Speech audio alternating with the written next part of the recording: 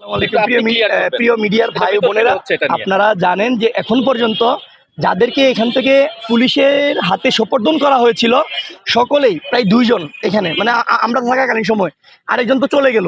এই 2 জন একদম পোস্টেড নেতা। এবং আমি আপনাদেরকে যদি একটু দেখাতে চাই, আপনারা যদি দেখতে চান তাহলে আমি একটু দেখাইতে পারি।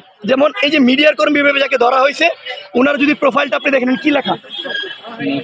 মুজিব আমার আদর্শ, মুজিব আমার চেতনা, জয় বাংলা, জয় বঙ্গবন্ধু বন্ধু লেখছে। হ্যাঁ, তো এর পোস্টটা দেখেন এবং কি লেখা? বাংলাদেশ যুবলীগ ঘোড়াঘাট উপজেলা শাখা।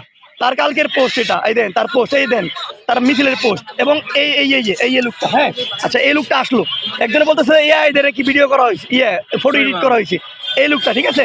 আচ্ছা, এই লোকটার ছবিটা আমরা আসি, যে কোন লোকটাকে ধরা হয়েছে। তাহলে এই যে লোকটা, সে তখন শেপ করে ফেলছে। তার আইডিতে যান, আমরা মিডিয়াটা দিছি, তো এটা গেল একটা।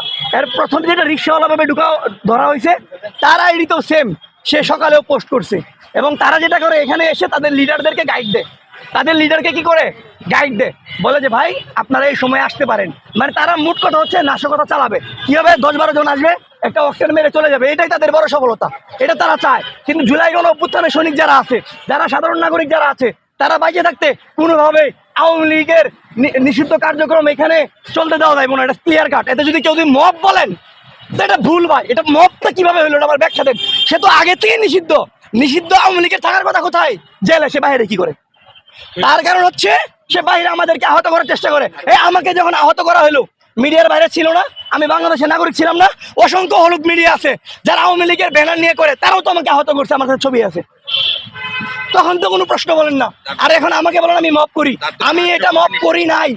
আমি নিষিদ্ধ আওয়ামী লীগ সংগঠনের একদম তার তথ্য প্রমাণ ভিত্তিতে তাকে পুলিশে সমর্থন করছি বাংলাদেশের নাগরিক হিসেবে। আর আপনাদেরও, সাংবাদিক ভাইদেরও বলি, আপনারাও এদের এটা অধিকার, আপনারাও নিষিদ্ধ সংগঠন পাইলে আইনের হাতে তুলে দিবেন। ভাই আপনাদেরকে গুলি মারতে পারে কেন? আপনাদের ভাইয়েরা শহীদ হয় নাই? আপনাদের ভাইয়েরা আহত হয় নাই? এদের তো ভাই কোনো মানে ম্যানার নাই ভাই, এদের কোনো অনুশোচনা নাই। ধন্যবাদ। Thank you.